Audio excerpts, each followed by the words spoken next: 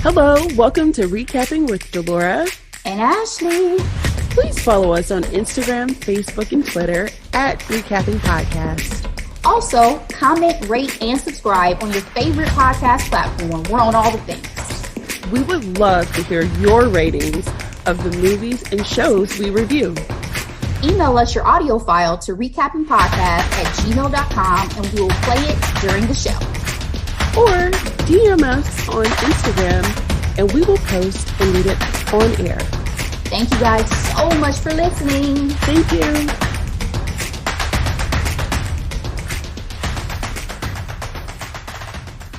Ashley. Well, hello, Delora. How are you? I'm doing great. I feel like after our Essence Fest trip, and of course my birthday, there's a renewal, there's a refresh, and I'm excited to get into this recap. Happy belated birthday on the mic, by the way, because we didn't even talk about that last week. So y'all show some love to Miss Delora out here. Happy belated, sis. Thank you very much, Ashley. I appreciate you, and I appreciate your gifts. It was gorgeous, gorgeous, gorgeous. Very impressed. No problem. So we are talking about one of the icons of pop culture, frankly, Miss Jennifer Lopez and her Netflix documentary named Halftime. It came out June 14th, 2022. Here's a quick summary. Global superstar Jennifer Lopez reflects on her multifaceted career and the pressure of life in the spotlight. That is the Google summary. It stars Jennifer Lopez. Her family is highlighted as well as her managers. It was directed by Amanda Michelli. So Rotten Tomatoes gave this film 83% from critics and 87% from the audience score. And Google users gave this documentary 67%. Ashley, what's your grade for Halftime? Yeah, I gave it a B. This was one of my previous hidden gems that I enjoyed because we had just been talking about J-Lo with her accepting an award and all of that. And I felt like this documentary gave me glimpses into sides of J-Lo that I honestly hadn't seen before over the course of her career, including more info about like her relationship with her mother, feelings, to your point in the, bio of the information about just these major moments she's had in her career over the last few years. And I have to say, I came away with a deeper appreciation for her as an artist and as a person. So it's a B for me. What about for you? Yeah, I gave this film a B+. I really appreciated her letting us know what she's done all these years. It is not every day that a celebrity is able to survive in this limelight and with relevancy, right? She's definitely had high highs and she's had some lulls in her career. But when I tell you this documentary highlighted a segment of her life and her career that was on fire. Yeah. We're talking 50th birthday, halftime show, filming a film, hustle promo and Oscar buzz. Like, this was a major time in her life. Singing at the inauguration of Joe Biden and Kamala Harris. Kept going, one thing after another. I was impressed by her hard work and stamina, frankly. So with that being said, I don't know if there's a spoiler or anything like that, but spoiler alert. Her family migrated from Puerto Rico, which is, by the way, a U.S. territory. So it's still America. Indeed. People. And she was raised by her mother and father. It was a family of 5. She had her 2 sisters.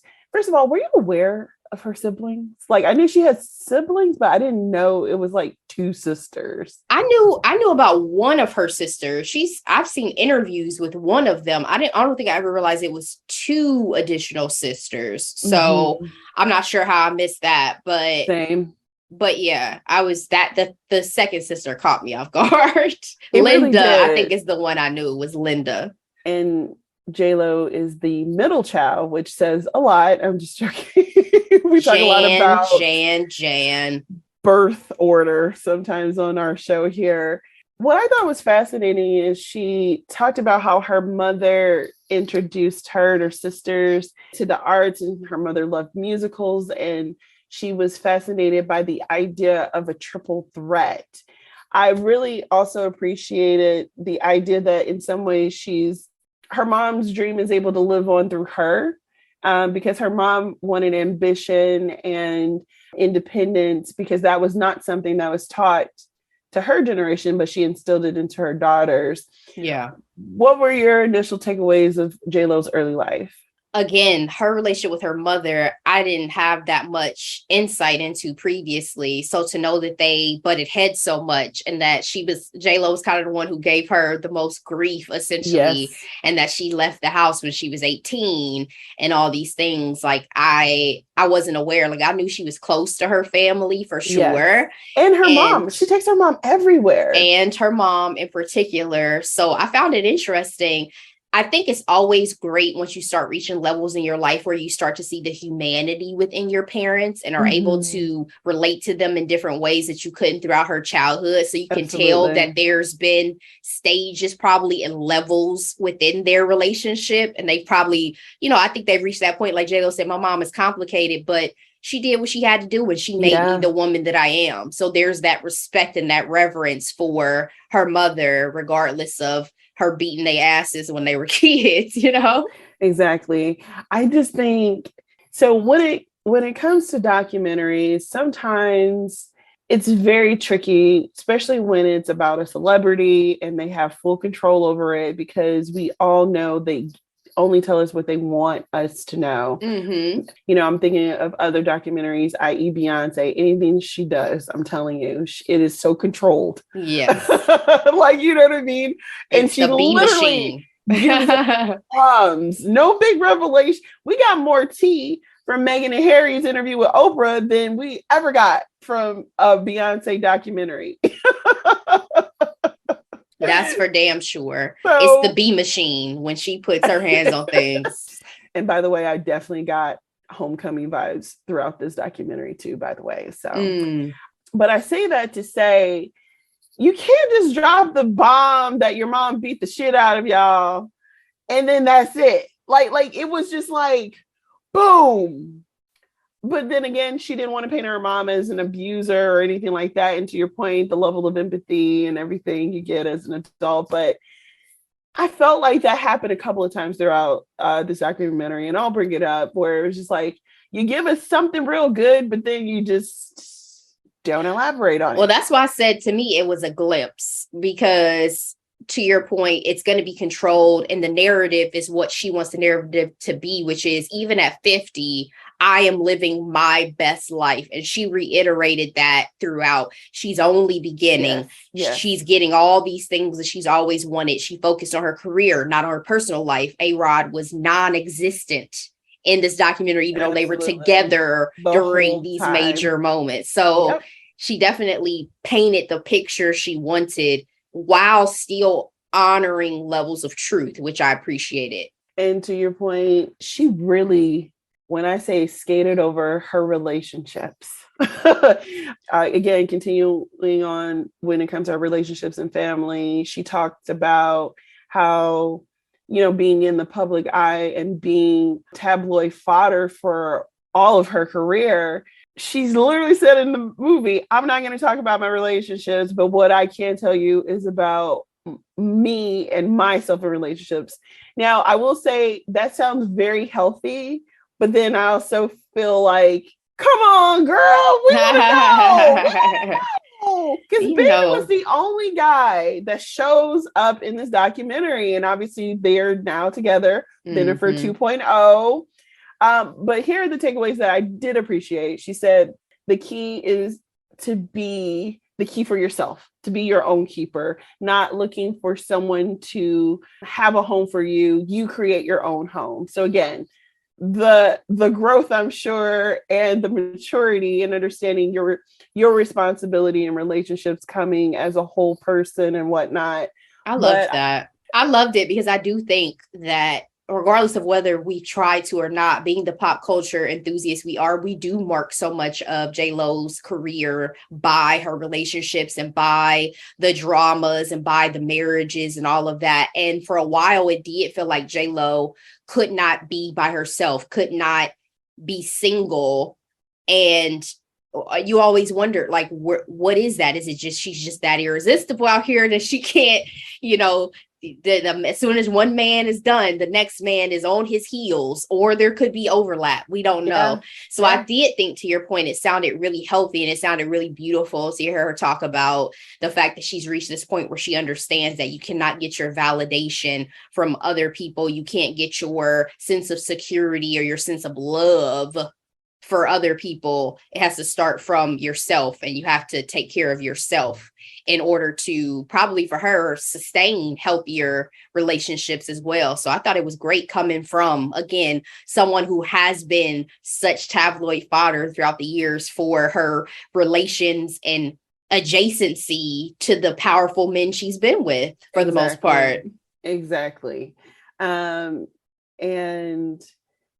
in that regard, she did briefly talk about divorcing at 42 and raising her kids, who were only 3 years old at the time. Mm-hmm. And she realized shortly after that breakup and having her first big gig with American Idol that she was able to find her purpose. And she realized that she wanted to, work on her singing, acting, and dancing more. And again, her work drive and work ethic was tremendously impressive throughout this film. When she was getting sick, which she apparently never gets sick, and she's like, "Oh, you'll never know." I'm like, that doesn't seem healthy to me. But she's always been noted for being a workaholic. Even guys she's dated talk about the only person who works harder than me is her. Like, that's known in terms of her work ethic. I'm so glad that you said that, because A-Rod, just today, this came out, he's on the Martha Stewart podcast, which apparently I need to listen to, because she is dropping all the tea about wishing her friends would die so she can get their man. Wow. That is something she said, and everybody's like, oh, it's a joke. She's probably dead ass. What did I say in the Resort to Love recap? I don't want any man, sis. I want your man. So of course, Martha asked A-Rod about his relationship with J-Lo, and this is what he says, and I quote, Martha, thank goodness, no regrets. Life is good. And he was like, I'm fortunate to have my family. And when talking specifically about J-Lo, he says, she's the most talented human being I've ever been around, hardest worker. And I think she is the greatest live performer in the world today that's alive. So, wow. That was a huge compliment. And again, helpful to what we're talking about also in terms of J-Lo keeps a check. Okay. Beyonce is the greatest living entertainer, but I appreciate that, sir. That part. Flat out. Let's go ahead and talk about the Hustler promotion. So again, this film is highlighting mainly a concentrated moment in time in Jennifer Lopez's life, and Hustlers being one of the biggest projects she's frankly ever done. Honestly, in my personal opinion, the most significant role since Selena when it comes to like the prestige of it all. We see her, we know that the range. Exactly. We see that she's a producer. She said that it was all mostly women behind the scenes and in front of the camera set. It first premiered at the TIFF Film Festival. That's the Toronto International Film Festival, and a lot of Oscar buzz. And for those who may not remember, Hustler was a moment in time. It highlighted the early odds right before the big recession in 2008, and it just follows the lives of strippers in New York. So this was also controversial because she was a stripper and she literally let her ass hang out. She looked phenomenal. She talked about how vulnerable she felt, both, emotionally as well as physically. And, during this time, specifically at the Palm Springs Film Festival, the director talked about how we take J-Lo for granted. Do you think that's the case? I don't think I take J-Lo for granted. I have been a supporter of J-Lo's projects for years. Arguably, probably since she really first came on the scene with Selena, I've been a fan. Period. I'm more of a fan of her acting than I actually am of her music, just because I think J-Lo's music ranges quite a bit and tends to lean much more heavily pop with a lot of her tracks than I prefer. Mm-hmm. But her talent on stage is absolutely undeniable. But I fell in love with her as an actress in Selena, and I followed her ever since. And as I said, when I did my hidden gem section with this, she was robbed of that Golden Globe for Hustlers. Robbed. And the Oscar nominations, because this was the 92nd. I can't even get to the Oscars, Delora, because I can't get over the Golden Globe. I was as crushed as they were. Absolutely. And she should have gotten an Oscar for Selena. If we give Oscars for Silver Linings Playbook to Jennifer Lawrence, that will always irk me. I did enjoy that film, and I was a fan of hers at the time. So I think I got caught up in the hype. But I think the thing with Jennifer is she definitely got, Jennifer Lawrence, that is, she was definitely oversaturated. And I feel like we knew all her tricks after a while. I enjoy that film as well. I've watched it multiple times, but to me, that was not an Oscar-worthy performance. If we talk about tiers of Oscar-worthy performances, to me, there are people who at times get it when they don't deserve it because they've had the career that warranted getting it regardless. Jennifer Lawrence was not that yet, and she did not, in my opinion, deserve it for that particular performance. Well, she was nominated prior. I know she was, but she's not Leonardo DiCaprio. She hasn't been working in this industry for years, and then all of a sudden it's like, well, I guess Leo got to go be half freaking dead before he can finally get his Oscar. Denzel Washington, why Denzel got to be crooked before he took it? I'm saying this. I don't want to take away. I love Jennifer Lawrence. What I'm saying is there's this perception that I have a lot of times that white women and white people in Hollywood get accolades over people of color for much less. We will put on stellar, amazing performances, but we're not there yet. Jennifer Lopez acted her ass off in Selena. And let's not forget Angela Bassett and What's Love Got to Do. That is the biggest robbery probably in the history right there. Girl. I'm off my soapbox. I'm sorry. Thank you. No. So do you feel like this Oscar talk was too soon? You think they were hyping her up? Do you think they should have just let it happen instead of just, again, she was getting all types of acclaim from the media. We saw her crying over a Glamour magazine article talking about her performance. Like, is there a way to tamper, expectations? I don't think there is, because I think everybody really did think that this was her moment. I think everybody did think in the culmination of time and effort and whatever, her labor that she put into this, the production, the quality of the performances, all of that this was going to be her moment. And I think when you're at a J-Lo caliber and you've gotten all the things and you've reached all the milestones, I mean, everybody's going to be in your ear talking about, hey, you about to get this Oscar. It's just unfortunate that there's no way to really not sip the Kool-Aid, because at some point you'd be like, you know what? I think this probably is my year. What else are you gonna do? Like it's too overwhelming. You're doing press, you're having to do the whole award circuit, you have your team, everybody, and that's a great point that J-Lo made after she didn't win the Globes. There's a whole team that surrounds her whose hard work is validated by these awards. Yes. I'm glad that you say that because I actually highlight that in my recap now as well. And the fact that most of them are her day ones too says a lot about her relationships and their faith in her and her faith in them. You know what I mean? And I find that very impressive. I mean, Benny Medina being her long-term manager. We had Elaine Goldsmith Thomas, who's a producer partner of hers.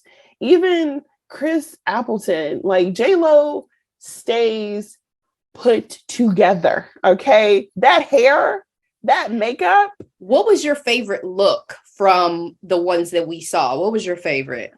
Now, are we still talking about the press run? Or yeah, are we talking for the press run? Yeah, for the press run. I really did enjoy the dress that she wore at the Palm Springs. I like the floral. I just thought it was very light and pretty and airy. It's something that you really don't see her, but it makes sense because that's not a red carpet kind of look for her. I was not in love with the Valentino at the Golden Globes, though. I didn't love that one because I thought it aged her a little bit, I guess. I felt like it was a dress for a little bit older. My favorite dress was that yellow dress with the bob that she wore to the Hustlers event. Oh, absolutely. She looked flawless. And then there was another one. She had this gray dress with all the cleavage out, but her hair was in like a top situation. J-Lo stays put together. I mean, I even love that white, like off the shoulder top with the white pants, and she had like the high ponytail. Like yes, loved it. Yes, love. All right, so let's talk more about this triple threat or the celebrity, because again, Jennifer Lopez is not only. Sometimes you wonder when it comes to Jennifer Lopez, like she really does it all. And do you feel like the media pushes her into some of these projects in terms of helping her get them, or do you think it's just the result of her being in literally everything? I can't say I feel like the media pushes her. I don't feel like J-Lo has the hype of the machine in that way. I think people love to speculate and talk about her love life, but I don't feel like I get the machine surrounding her career necessarily as much. Maybe I just haven't paid as much attention to it because again, so much of her life and career has been focused on these relationships, honestly. And I kind of feel bad about it now that I was watching this documentary. But no, I can't say that in terms of some other celebrities who I feel like get pushed by the media machine, I can't say she's one of them for me. Yeah. So you think she's literally in everything and we just get a chance to hear about her projects as well as her relationships all at the same time. Like, because she sells, first of all, she's a beautiful woman. Yes. So let's not forget that beauty is currency. So very obviously true. They're going to want to continue to promote someone who looks like J-Lo looks. And I totally understand and get like that now at 50. Yeah. I totally understand that. It's Hollywood. It's Hollywood, okay? Beautiful women have always been out here prominent. But again, I don't feel like it's been as much for the acclaim of like her talent. So in this documentary, they do talk about her journey, you know, from the beginning. Although most of the highlight obviously is for the halftime show and all the projects that were going on around that particular time. We got a chance to do a few flashbacks, which I appreciate. And of course, I love a good flashback. We got a chance to see what was going on in her head during the time where she literally had the #1 movie and the #1 album in the country at the same damn time. Okay. But guess what everybody was so busy talking about? They were talking about how she couldn't sing. They were talking about her image, her natural body, her bouquet, And of course, her relationships, as we mentioned before. Were you surprised when she talked about how she dealt with low self-esteem? No. I think that it would be, for one, probably hard to escape being unscathed by such harsh criticism that she experienced. But again, we talked about some of the wondering about how she was feeling about things given her relationships kind of jumping back to back to back here, and how she was feeling and what she was really going through during all these moments. So it didn't surprise me, but it saddened me. Because again, we the same way when we've talked about the Britney documentaries and all this stuff, once you remember, not that you forget, but once you see and feel and hear the humanity of these people who are behind all of these headlines and all of these shenanigans, you're like, damn, you're right. It is messed up when you watch the pile on of everybody talking shit about you. Yeah. And to your point, referencing Britney, the fact that J-Lo is still rocking in her 50s, I mean, again, this documentary alone highlighting so many things. Her walking down the Versace runway that and Versace everything dress. like that. But J-Lo appears to still be in her right mind. Like, she has not lost it to, and at least not publicly, but alcohol or drugs or anything like that. We see her working out. She's notorious. She's known for having water in her bedazzled cup. Like, she seems healthy. You know what I mean? And that's a beautiful point. That is a beautiful point. Hollywood eats people for breakfast, lunch, and dinner. Yes. So that is the fact that she has not only had the longevity, she's retained and improved her talents in many ways and been able to keep her mental stability. Because even different between her and Beyonce never discloses a lot of personal detail besides Lemonade. We never hear her talk about the trials and tribulations, really. And J-Lo has had to be so much more public facing with her relationships and with things that have happened. That a lot of that would drive a lot of people to addictions and issues. So that's a beautiful point. Yeah. And even with her kind of like the sick situation, she was like, she's able to mask it in public. Even if I'm sick, you'll never know I'm sick. Like, okay. When she was talking about the breakups and everything, she's like, she always made sure her face, she had she kept it moving. Yeah. Well, she's a Leo, so maybe they got something. I don't know. Well, it's also, again, I think speaking to her upbringing, that toughness, that mental toughness was definitely seemingly fortified by, she talks about, I was raised by very strong women. So, we always talk about that with Hollywood celebrities. Family is so important. Your structure that you have, your support that you have makes or breaks your mental, as well as, I don't want to say your longevity, because I know some people do it without, but girl, it's tough. It would be. It absolutely would be. I mean, she was out here hosting Saturday Night Live. Like, J-Lo was definitely having a renaissance during the scope of this film, which was 2019 to 2020. And they talked about how she launched freaking Google Images from her 2000 Grammys dress. All right, Ashley, let's talk about this halftime show. I have a lot of things to say about this because I feel like she irks me a little bit in this section of her documentary.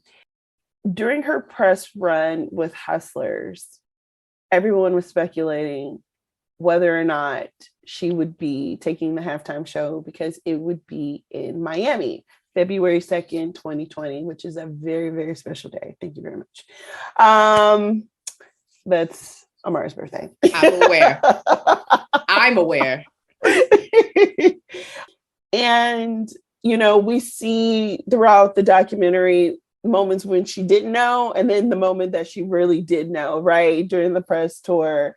And she found out that she would be sharing the spotlight with none other Shakira, who is critically acclaimed, huge in the Latin community pop star. And Jennifer Lopez said that this was the worst idea in the world. Was it? From her perspective and her team's perspective, I actually understood it.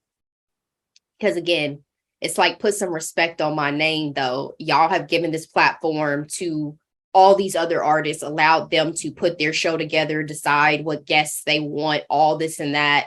And Shakira and I, neither of us deserve the platform to have to ourselves this year to kind of craft our own show. It's a finite amount of time. It's a huge stage. A lot of people wait a long time to get this opportunity. So I understood it. Unfortunately for me, it's not a noteworthy halftime show that I really recall. Really, I enjoyed it. I really did enjoy it. Obviously, we talked about this in our recaps when it happened. I felt like it was extremely entertaining, and I was just so surprised that J-Lo was absolutely on a stripper pole. You know what it may have been? Why I don't recall this? I may have boycotted the Super Bowl that year. Probably. I don't even remember that the teams that played. Be why I don't remember this performance like but that. But we did talk about this. You know what I mean? I just felt like, yes, her and her team felt slighted, but I really also felt like you kind of got to get over yourself a little bit, because most of the halftime shows I remember starred anywhere from 2 to 3 to 5 acts, you know what I mean, at a time. One of my favorites was when Britney Spears, NSYNC, Aerosmith, Mary J. Blige were all on stage singing together. Coldplay, Bruno, Beyonce. The one that just happened this year, Dr. Dre, Snoop Dogg, Kendrick Lamar, Mary J. Blige. Like, this is what happens at the Super Bowl. I think at the same time, though, what she's saying is there's still an artist who got to kind of curate, like Coldplay. That was their set. They decided to do and bring out their guests. Dr. Dre, that was his set. He decided who the additional guests. I think that was the mentality that she was talking about. There's certain artists who, to be honest, would not have even accepted it if it was going to be a shared stage like this. So I don't have a problem with like knowing yourself and knowing your worth and feeling like this was my time and this should have been my year to do this shit myself. I don't feel like it was a disrespect to Shakira. I think she respects and loves Shakira, but I also think that put some respect on my name in terms of who I am and the longevity I've had in this game. So 2 things to that point. The first, so during the press run of the remake of Father of the Bride, the media was asking Gloria Estefan if she would have performed at the Super Bowl. And because obviously she's a big deal in Miami. Yeah. And she was like, imagine what J-Lo would say if I would have been a third. I was like, oh, the shade. Oh my gosh. That is from CNN that I'm looking at, but it tickled me so much.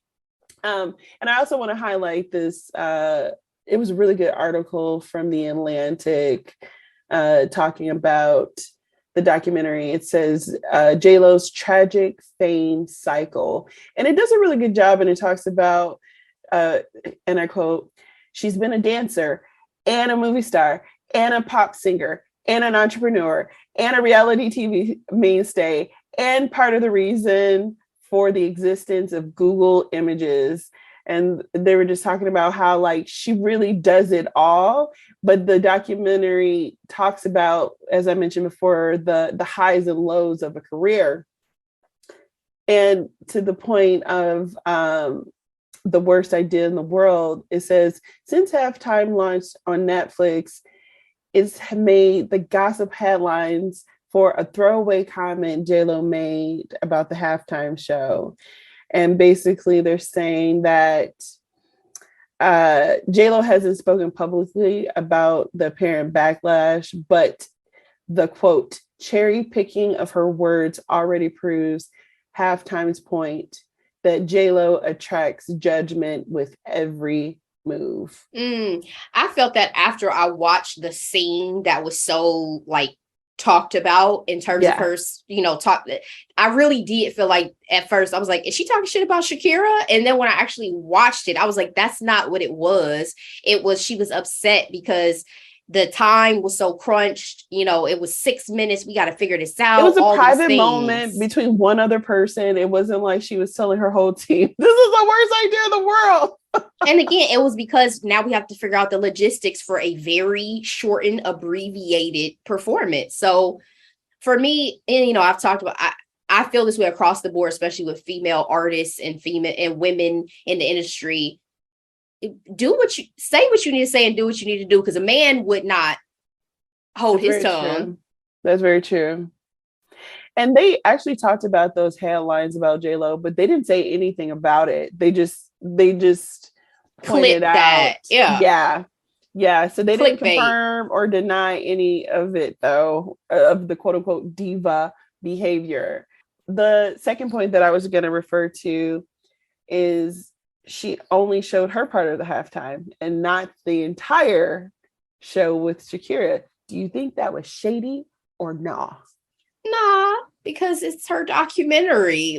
And this is a storytelling documentary. Am I going to show the whole 20-minute or 12-minute, however long halftime show in my documentary? No, I'm hitting the highlights. She still included her in the rehearsal parts. She still included her in that last final scene where they sway the hips and hit the mark and, and showed love between them, showed her talking about her son. I mean, to me, it wasn't that deep. It really wasn't. All right, Ashley. I have a rapid fire question for you before we conclude this recap. We kind of talked about this, but I'm just curious.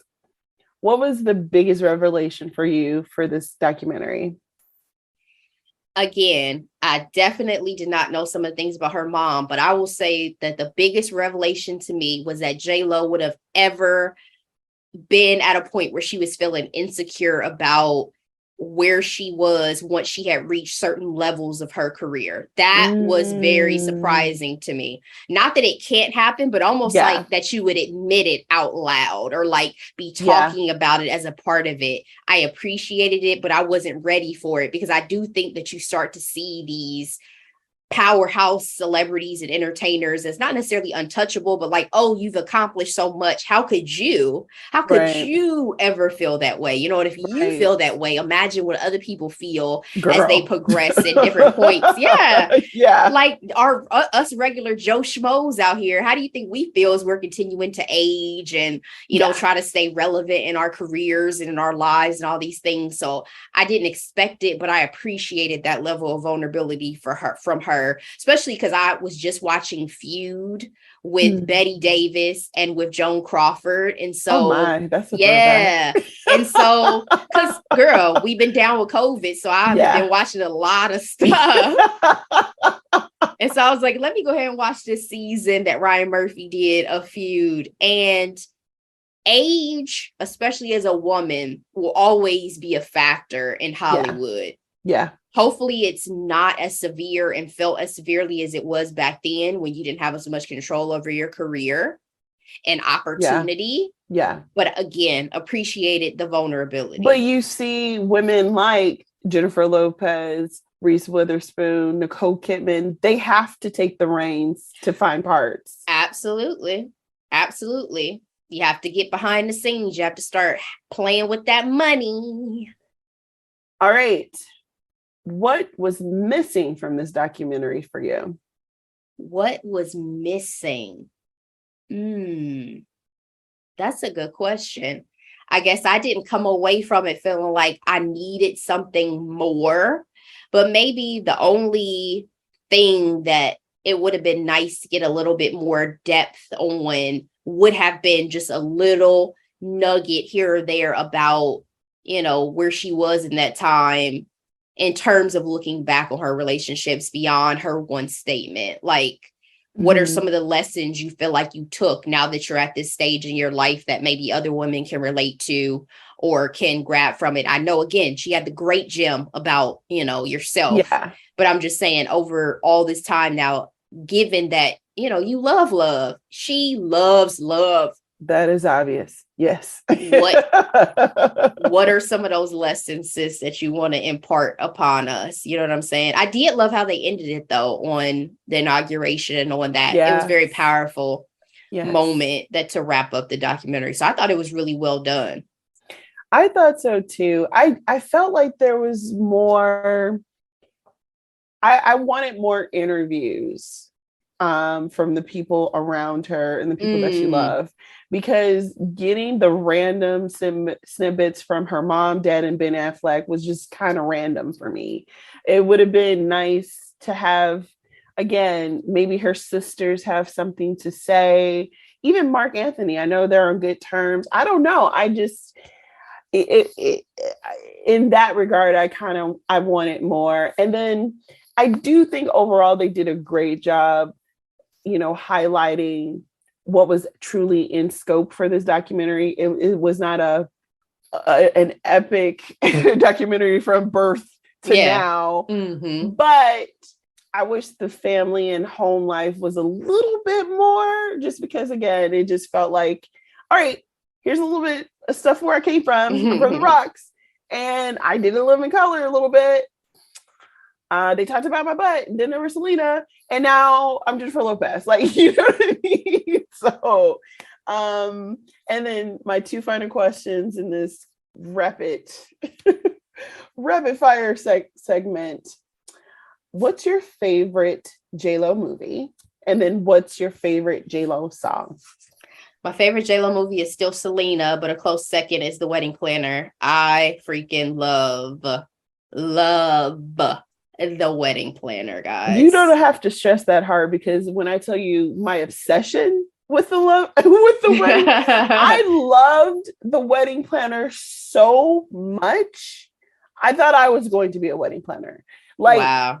Because inspirational. I've always loved weddings, and I've always been, event planner extraordinaire and all that through my youth. Swore. And then she was always so fashionable on the screen, outside, on the red carpets and everything. And then let's not talk about Matthew McConaughey in his heyday, there.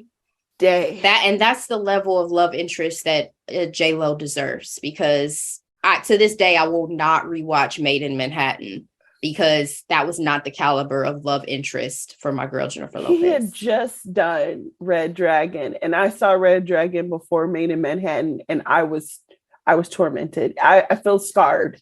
And I'm not even going to talk about Marry Me. So let me address my favorite Jennifer Lopez song. What's funny is, again, I'm much more about J-Lo the actor than I am about J-Lo the musician. But when it comes to the music that I can think about from J-Lo, there was no standout song to me. And then I watched Marry Me, and I love that fucking soundtrack. The entire soundtrack. I thought it was just me. No, I was like, every song that I'm hearing, it was a bop. I love. So it's good. Take your choice of something off of the Marry Me soundtrack for my favorite J-Lo song. The music was better than the actual movie. It was way better. It was exceptional. The music, again, especially because I am not a J-Lo stan when it comes to the music. I was like, I'm loving this soundtrack. Love. So take your pick. There you go. What about you? And so for my favorite J-Lo movie, it would be The Wedding Planner, Selena, Jack, R.I.P. Robin Williams. Mm-hmm. Her role was small, but it was very impressionable. And I saw that movie when I was super young. I think she only liked the red Skittle or something sweet in particular about that. And I actually, when I realized it was her, I was like, oh, That was Jennifer Lopez. I really appreciate her films. And then, of course, Monster-in-Law. I love that yeah. That's in my top J-Lo 5. Out of Sight is in my top J-Lo 5 too. Her and George Clooney. Oh, sizzling chemistry. Really? Hot fire lava. Yeah. Okay. I need to find it. They're two very good looking people. So it's absolutely. hard. Yeah. It's hard to not. My favorite J-Lo song. So I have 3. The 2 of them are more recent. Dinero. Dinero. Hey. And then Love of My Life, which is from the Marry Me soundtrack, which is man. I am the love of my life. Love that it song. Was a great soundtrack. And I'm saying I loved Jenny from the Block and a lot of those hits that she's had. But there's something about this soundtrack that I really gravitated towards. And then the third is Ain't It Funny? And this is the original, not the remix. Oh, okay. The original. So Ja Rule was not on there. He was not. The original had a more of a Latin flair, or Spanish flair to it that I really enjoyed. But apparently, the remix is the one that most people remember. So with that being said, Ashley, any final thoughts? I'm glad you did this documentary, J-Lo. Again, you reinforced and expanded on my appreciation for your artistry and the respect that I have for all of your accomplishments. I look forward to seeing what you do next, girl. Absolutely. I appreciate her showing us her work ethic, her stamina, that period of time, press tour for Hustlers, 50th birthday, halftime show rehearsals, filming Marry Me, finishing up a residency, performing at the inauguration. That is insanity. Yeah, it is. And she made it look good. All those red carpets, all those interviews in between, just blown away. Bravo, J-Lo. And again, at the very, very end, they were like, in case you didn't get what we were trying to say, to this date, Jennifer Lopez has sold 80 million records, 15 billion streams. They talked about her social media following of 350 million. The fact that they went to the social media following, I'm like, y'all are getting particular. That's relevant for these days. Exactly. And of course, she's done 40 films, grossing over $3 billion. Yeah, I also appreciated the highlight of some of the work she's doing in the community, because that's something I had no awareness of either. That's very true. Very true. So, all right, J-Lo, she got a birthday coming up. Shout out. July birthdays. Whoop, whoop. July 24th. She's a Leo. If there's nothing else, Ashley, time for Hidden Gems. All right. I have 3 hidden gems because, again, I've been watching a lot of ish since I've been stuck in the house with COVID. So my first is Loot on Apple TV Plus. I was so excited to watch this show just by the tease that Apple TV did for us. So I had it on my what's next list, which I never do. She did the wing champ thing. And I didn't know that was for the show when you sent it to me. So I'm glad I didn't watch it, because when I saw it in the show, I was like, this would have spoiled it for me had I watched the clip before I got to see the context of what was happening in the show. But the show definitely did not disappoint me. Maya Rudolph is receiving some great and well-deserved praise for her performance. She stars as a very rich woman who divorces her husband and comes away with billions.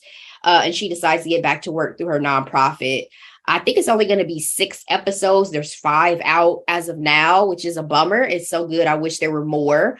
But again, currently 5 episodes out there on Apple TV Plus. It's a great ensemble cast, including MJ Rodriguez. So I encourage everybody to check it out. My second hidden gem is The Bear on Hulu. Our boy Lip from Shameless, aka Jeremy Allen White, leads this series. I didn't watch Shameless. He was the son, right? He was one of the kids. He was one of the Gallaghers. I say our boy for the Shameless fans out there. Yes. Because Lip was one of the prominent family members. He stars as a talented young chef who returns to his family restaurant in Chicago to run it. It was a stressful show to watch, honestly, because just watching the pace and stress of like the kitchen environment is stressful, but it was so good. And standout Sydney, played by, I want to pronounce this right, and I hope I do, Ayo Edebiri, kept me through the 8-episode first season run. So I really enjoyed it. It's another one that I've been hearing and reading great things about. I think Lip is even out here getting some fans crushing on them based on this performance. Really? Because women love men who can cook. Oh, okay. Well, yeah. My girlfriend, Kylie, told me about this show. She says she was enjoying it. So yeah, it was a good one. This out. It's a really good one. So that's my second hidden gem, The Bear on Hulu. And then my final one, Maggie on Hulu. This is another one that I was actually anticipating because I had seen a clip for it and I was like, oh, this is going to be cute. It's a story about a psychic who suddenly sees glimpses of her own future that really shake up her world. It's 13 episodes. So it's hefty for streaming for a first season. It was cute and light. I really liked it. Very is it a comedy? It's horror? A comedy. No, it's a comedy. Okay. It's light. It's like, a rom-com-ish type of series. Okay. So, and it focuses on her family, her relationships, all those and her career. Because again, she's a psychic, which they don't shy away from the fact that people think it's weird that she's a psychic. So I really enjoyed it. 13 episodes. Check it out. And those are my hidden gems for this week. Delora, what about you? All right. So I have 2 this week. The first, Boo Bitch. It's a new Netflix comedy starring our girl, Lana Condor. We love her from To All the Boys I've Loved Before. Yeah. She's starring as a teenager in high school, senior year. Her and her best friend, Gia, played by Zoe Margaret, they're pretty much nerds, and they didn't really live it up for their high school experience. And so they have a few weeks left in their senior year, and they want to try new things. Unfortunately, Lana's character dies and she's a ghost, but somehow she's able to interact in her high school world, and she's making drastic changes to become popular and hang out with the cool kids and, kiss the cute guy that she's, was crushing on all school year. So I've started it. I've watched some of the first episode. Was the boots supposed to be a nod to the Wicked Witch of the West, like the Wizard of Oz? That is a great question. I'm sure that was a reference, but no spoiler, but there's nothing that, really stands out. That's like a direct, yes, okay. Wizard of Oz, but it is definitely a nod for sure. Okay. But yeah, and I think our girl Lana does a good job in this role because we go from dorky, kid to what she'll be like hanging out with popular kids. Is she the same? Is she not? We don't know. Mm-hmm. So she gives us a bit of a range. All right. And my second one is Jennifer Lopez, queen of rom-coms. Her latest, Marry Me, starring Owen Wilson and Maloma. This movie was an easy watch. It's now available on Amazon Prime, which before it was in theater / Paramount, but I was really excited when it became available on Amazon because I didn't have to pay for it because it was just an easy watch. It was a cute rom-com, but to your point earlier, Ashley, Jennifer Lopez falling for Owen Wilson is a stretch, frankly. Girl, shambles. Especially when you're coming from Maloma to Owen Wilson, and obviously it's all about the heart in this story. Do you think it was interesting that they never commented on the age difference? I'm sure that's intentional because J-Lo is in this season of her career where they didn't really say how old she was in the show, period. Mm-hmm. They just said a woman north of 35. That is the most that they made in terms of her. Yeah, Maloma is 28. I didn't realize he was that young. Wowzer. But I mean, Maloma also is that stupid. If he can get a J-Lo, I'm sure he would get a J-Lo. That man was born in 1994. So make it stop. Make it stop. He's too young for me.